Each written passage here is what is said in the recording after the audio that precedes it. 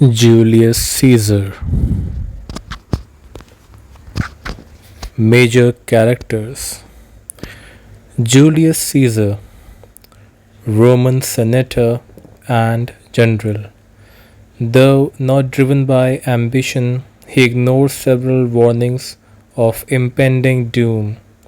Marcus Brutus, close friend of Caesar, who puts his devotion to the Republic above all else. Caius Cassius, mastermind of the plot against Caesar, motivated by jealousy and opportunity. Marcus Antonius, Mark Antony, close ally of Caesar with some ambition of his own. The story. The play opens in the streets of Rome, where a parade is being held in honor of Caesar's triumphant return from war. Two city leaders, tribunes, Flavius and Murallus, chide the parade goers for neglecting their work. Caesar is warned to beware the Ides of March 15th, but he pays no heed to it. Two of Caesar's closest allies, Brutus and Cassius, discuss their concern over Caesar's growing popularity with the people, who they fear may want Caesar to be king, which would dispense with the Republic. Cassius tells Brutus that they have themselves to blame for allowing Caesar to become so popular. That night, Cassius hatches his plot to overthrow Caesar.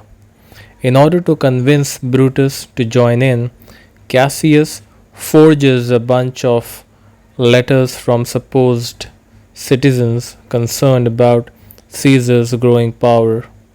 The letters do the trick, and Brutus, ever loyal to fundamental tenets of the Republic, agrees to the plan to lure Caesar from his house to kill him. At the Senate one morning, the conspirators encircle Caesar and stab him one by one. When he sees his BFF, Brutus, joining in, Caesar poses his infamous question, which is actually rhetorical: Et tu, Brute? Caesar dies. Antony, who had purposefully been kept from the Senate, swears that his friend's death will be avenged. Brutus gives a public speech declaring his love for Caesar. He asserts, however, that Caesar had become too powerful for the good of the Republic, for the liberty of its people, and that Caesar's only motivation was ambition. Antony arrives and reads Caesar's will, which bequeaths money to each citizen of Rome and declares that his private gardens become public. The crowd becomes enraged and drives Brutus and Cassius from the city.